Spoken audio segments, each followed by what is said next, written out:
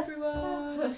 We're making this video really to help parents who either borrow lessons off of a parent or maybe even providers. A lot of the time what's given is just kind of the information and maybe choices in some instances. Yeah, and mainly a teach-ask format is what you'll find people prepare, because they focus on looking up the information, then transcribing it out and maybe asking a couple of choices. And it's all kind of split down nicely for you, which is great. However, when you take a lesson, we always need to think about personalising it to each student. So with one student, for example, you might have a teach-ask lesson, they might be on a letterboard, they might be accessing open communication easily. Some people might just be on choices and have a really low tolerance.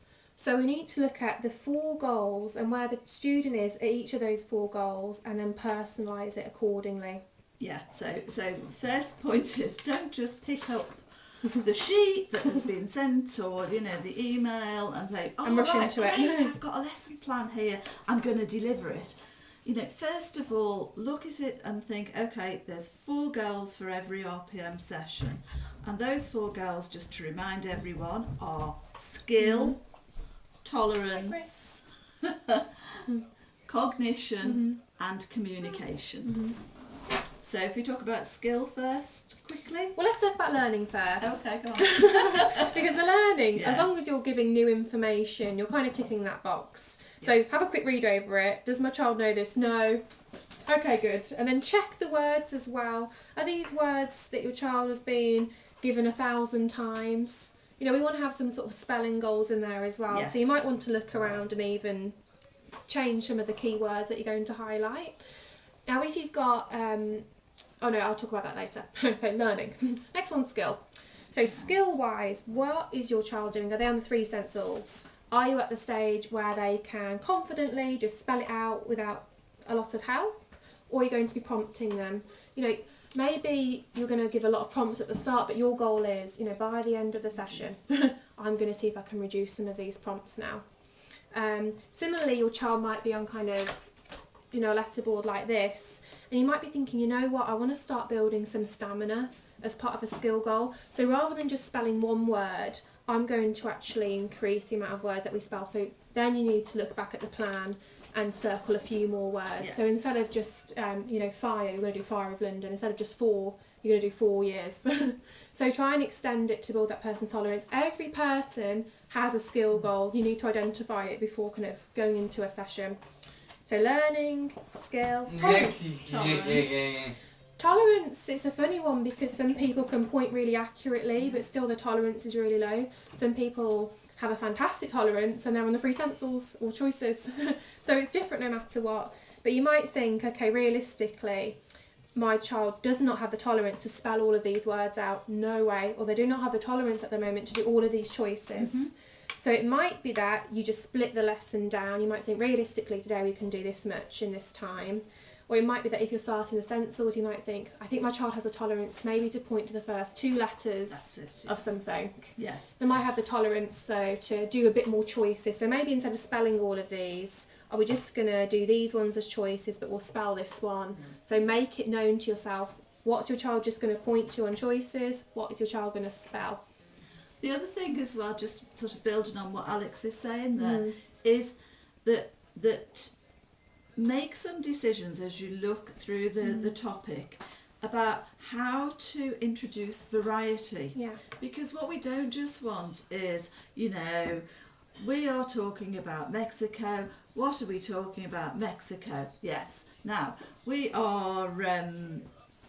Mexico is south of America. Where is Mexico south of America? But then it's just straightforward comprehension question. We want some variety. So sometimes you might be asking the choice. Sometimes you might be just asking, just for practice, we're going to spell Mexico, or just for practice, we're going to find the for Mexico. So it might be just one letter, or it might be the whole word, but you want variety. You don't just want it to follow this predictable, boring format. Yeah, I think when most people start, we have to keep it easy for ourselves. So the formula is kind of teach, ask on choices, spell. Teach, ask on choices, spell. But then as you get more confident though, it's time to switch it up, because otherwise the student gets a bit, choice, so sometimes it has to be, and what was that? And then they just spell it straight away. Last goal, obviously, open communication. Now everybody's going to be at different points. Now if your student isn't ready to kind of spell out their own thoughts on this laminate, the stencil, or even the free stencils, you can still have some open communication goals as you go on. You need to be looking at the words. So let's say in this lesson, for example, it says south of us. I'd say, south, what type of word is that? Do you think south is a direction word, or do you think south is a transport word? You know, and I'd be building the thinking skills by asking kind of these open questions, which yes, have an answer, but I haven't told the student. Then I'd be looking, France. Do you know the capital of France? Is it Paris or, Mexico? So go through and see what opportunities you have to kind of build thinking skills, and look at which associations your child can start to make. Now, so that's for kind of for somebody that can't yet spell out their own thoughts. Yeah. If let's say you're at the stage where you're just able to kind of get a word, then you'd look through it, and maybe at the end of the session, you'd maybe choose 3 to 5 words, depending on your child's tolerance. And then you just say something like, France. I wonder if you have a word to go with France. Maybe it could be a country, maybe it could just mean you've heard about France. I think it's important in the beginning, this is just a bit of a separate note, don't just go, a word to go with France. You have to kind of give a bit of inspiration. Yes. What's the word? There's so many things in France. And I like the food. You have to give a bit of chapter. Yeah. Give them some kind of inspiration. So if I wouldn't just go, brave, that was one of our keywords. Yeah. I mean, what Alex is saying, thanks, Chris. What Alex is saying is applicable throughout the whole session anyway. This, making it more of a discussive style. And actually, it's a skill that you need to work on.